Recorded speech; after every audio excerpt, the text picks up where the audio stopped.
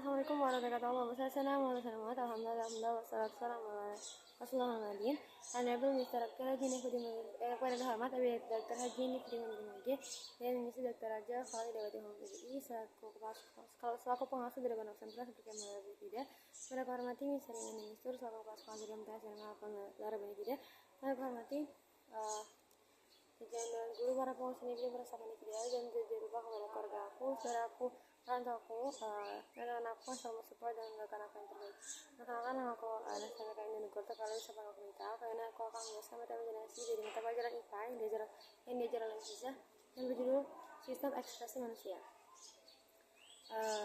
Proses pengeluaran zat dari tubuh meliputi pertama ekspresi, proses pengeluaran metabolisme, kedua sekresi, proses pengeluaran zat oleh kelenjar yang masih digunakan oleh tubuh, yang ketiga defekasi, proses pengeluaran sisa-sisa pencernaan atau zat yang mengalami pencernaan.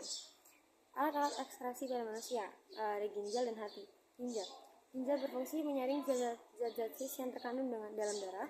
Zat-zat yang tidak berguna akan dikeluarkan bersama urin. Ginjal tersusun atas kulit ginjal, korteks, sumsum ginjal, medula, dan rongga ginjal, pelvis.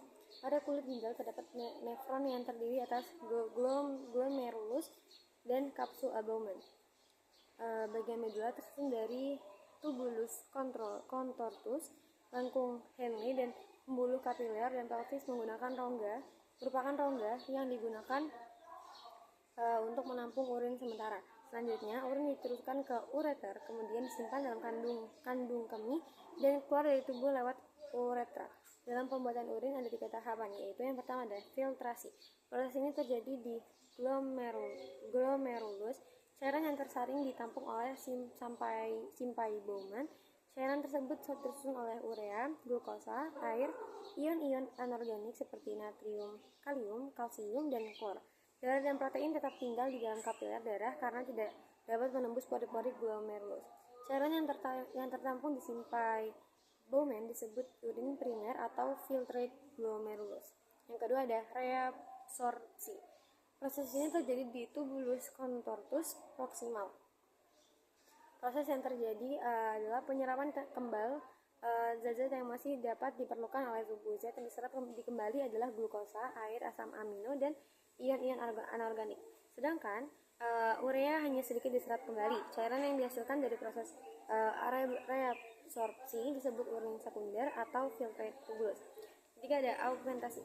Proses ini terjadi di tubulus contortus distal dan juga di saluran pengumpul.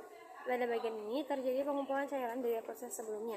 Di bagian ini juga masih terjadi penyerapan ion natrium, klor, serta urea. Cairan yang dihasilkan sudah berupa urin sesungguhnya, yang kemudian disalurkan ke rongga ginjal. Urin yang sudah terbentuk dan terkumpul di rongga ginjal dibuang keluar tubuh melalui ureter, kandung kemih, dan uretra.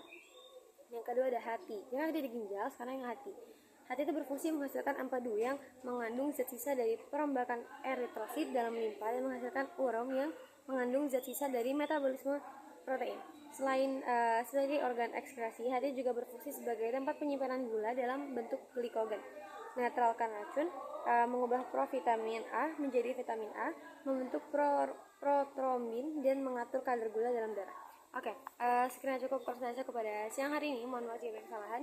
Semoga bermanfaat bagi kalian semua. Aku akhiri, wassalamualaikum warahmatullahi wabarakatuh. See you next time.